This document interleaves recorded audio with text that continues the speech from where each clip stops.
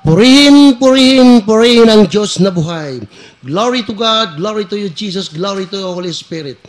Bueno mga kapatid, muli po magandang hapon sa pangalan po ng ating head servant. Ito na po panghuling araw nila sa Silang Cavite at kumbaga graduate na po sila. Kaya lang sa palagay ko po wala pong abiso sa akin, wala pong welcome dito kasi malayo. Kakapusin sa oras, gagabihin masyado. Kaya siguro ba sa linggo na lang. Sa linggo na lang, ano po.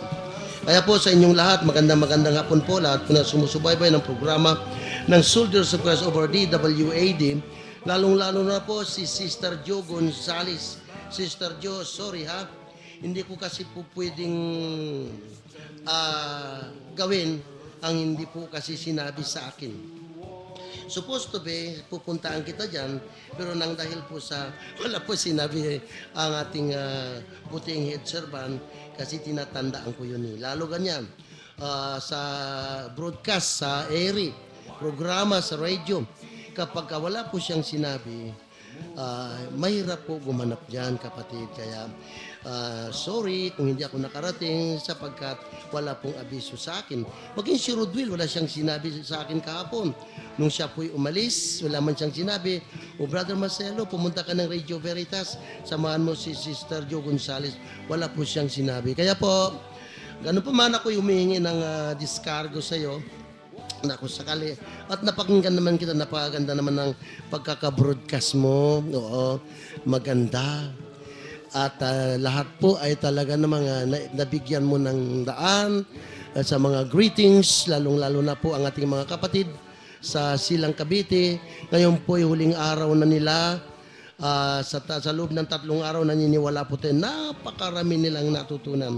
At narinawa makakabahagi tayo sa pamamagitan po ng kanilang ding pagbabahagi sa atin. Okay?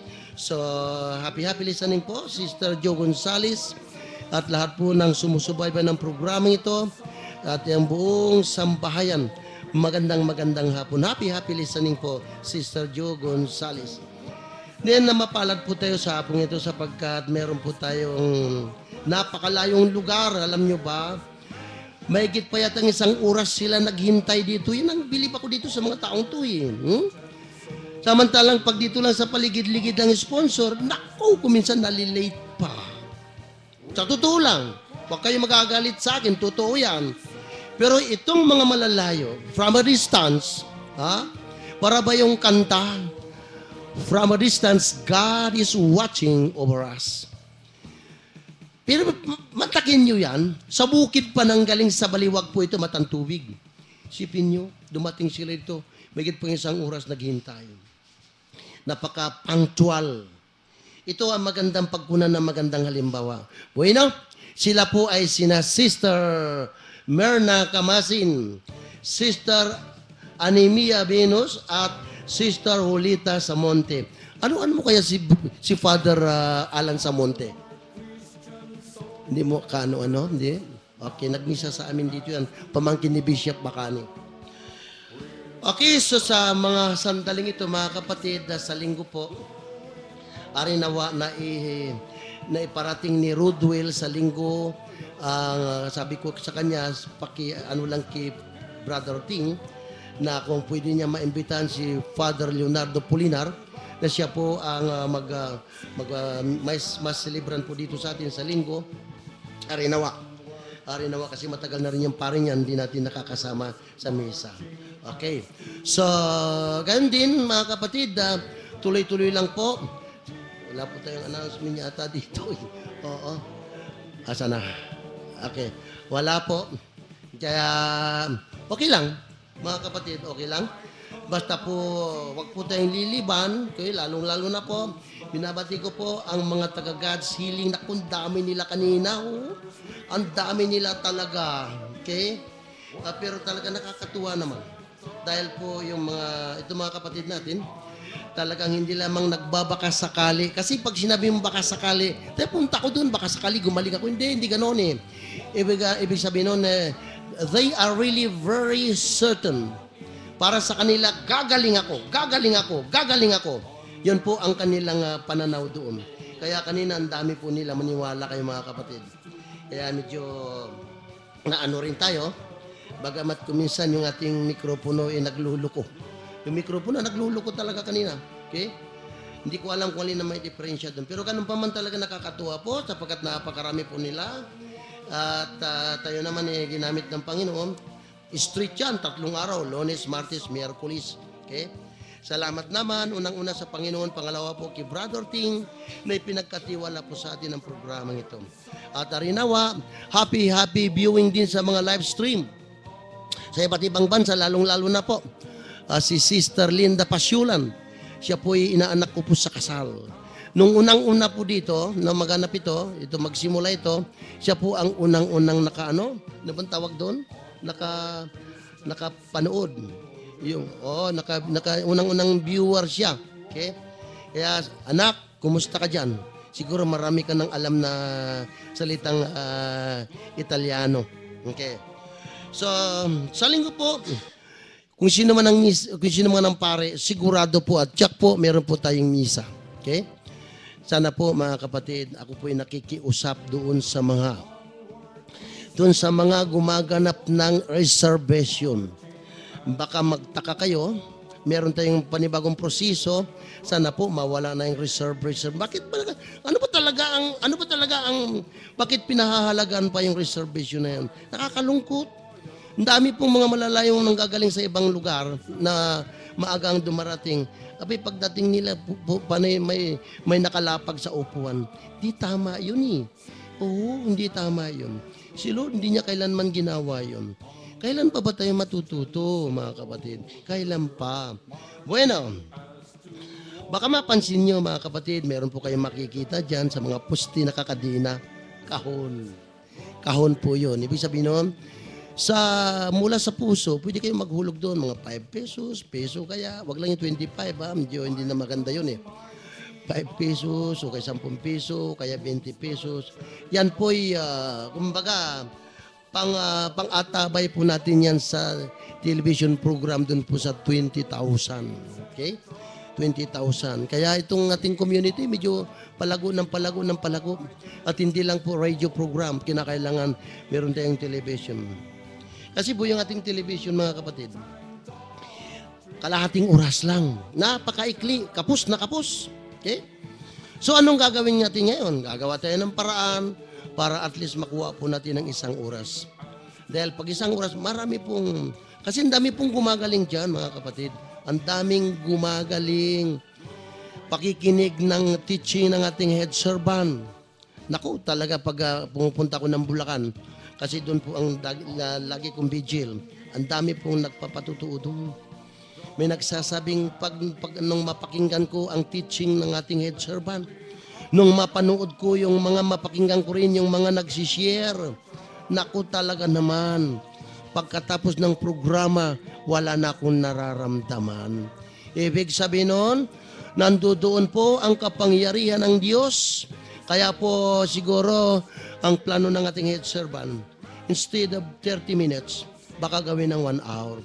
Para marami po ang makinabang. Marami pagagalingin ng Diyos. Kasi napakaikli, imagine na 30 minutes. 30 minutes lang. Kaya po, kailangan po natin ng kooperasyon ninyo. Kailangan natin ng pakikiisa ninyo. Okay? At gayon din naman, mga kapatid, hinihingi ko rin sa inyo, yung pong gumaganap ng 3:00 ng madaling araw na panalangin. 3 o'clock dawn prayer. Okay? Wag po ninyong kalilimutan. Una po yung RH bill. Ayaw natin ng RH bill, di ba? Ayaw natin yan eh. Kasi alam natin, labag po yan sa salita ng Diyos. At pangalawa po, mga kapatid, yun bang, ito hindi tayo nagtatakutan ha, sinasabi lang natin ang totoo. Yun bang nagtatravel na malaking bato, no? Yung nagtatravel na 160 kilometer per second. Ganyan katulin. Ano kaya pag dito dumapo yan o bumagsak dito kay kasing laki rin ng Luzon? Hindi tatakpan tayo rito. Hindi po kaya ng NASA. Ang plano nila dalawa lang. Ang plano nila, lalanding sila. Hindi naman po pwede. Kasi umiikot eh. Hindi pwede. O kaya tatargetin nila para yan ay magkawasak-wasak na. Hindi rin pwede. Dahil yung mga tipak nun, marami rin mapipinsala tao. Ano lang ang pwede? Ito lang ang pwede. Pray the rosary every day. Sigurado po yan. Walang sablay yan. Hindi makakaligtas yan, kapatid. Kapag ka ang Santo Rosario, lalo yung 3 o'clock dawn prayer, na magro-rosaryo po tayo, magdarasal tayo sa Santo Rosario, magbasa ng Word of God. Sigurado po doon, meron po tayong katulong, meron tayong alalay. Sino? Mahal na Inang Birhen. Hindi niya tayo pababayaan bilang mga anak niya. Maniwala kayo, mga kapatid. Gawin po natin yan. Ito lang ang makakapagbabago ng direksyon ng kung tawagin ni Brother yan na Planet X. Panalangin lang, Santo Rosario lang, pagbasa lang ng mabuting balita ang makapagbabago ng direksyon upang wag tayong tamanaw. Kung talagang tatamaan tayo, wala tayong magagawa. Siguro the end of the world. Pero hindi po tayo hindi natin pinipredict yan na basta check po yun, buksan nyo internet nyo. Ando doon yun makikita. Buksan nyo. Okay?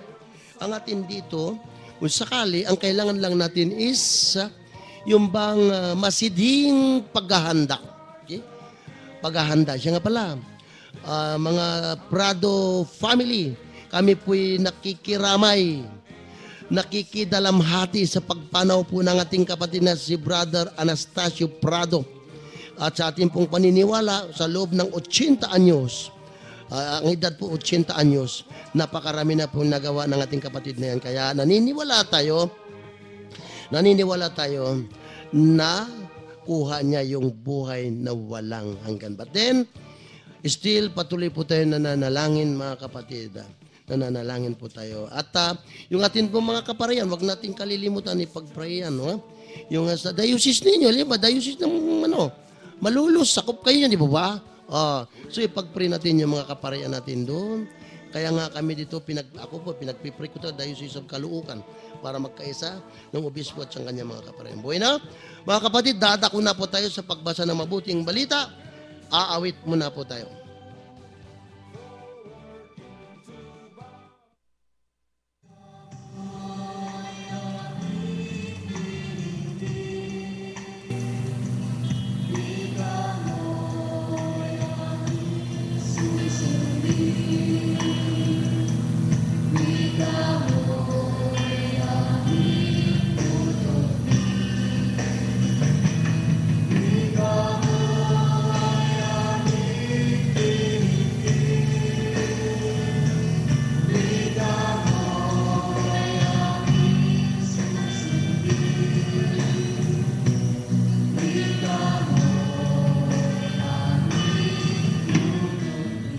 Sa pag-ibig ng Panginoon, pakinggan po natin ang ating kapatid, Sister Myrna Camasin, na sa kanya po nakatuka ang pagbasa ng mabuting balita.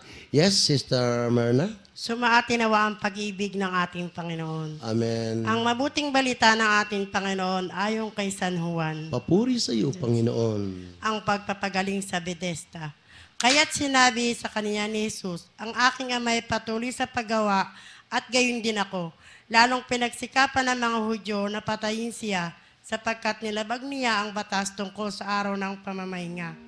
Ay sinabi pa niyang, ang Diyos ang kanyang ama at gayo ipinapantay ang sarili sa Diyos, ang kapangyarihan ng anak. Kaya't sinabi sa kanya ni Jesus, dapat ninyong malaman na walang ginagawa ang anak sa kanyang sarili lamang. Ang ginagawa lamang niya ay ang nakikita niyang ginagawa ng Ama. Ang ginagawa ng Ama ay siya ring ginagawa ng anak, sapagkat minamahal ng Ama ang anak at pinakikita sa anak ang lahat ng ginagawa niya. At higit pa sa mga ito ang mga gawang ipakikita sa kanya ng Ama at manggigilalas kayo. Kung paanong binubuhay ng Ama ang mga patay, gayon din naman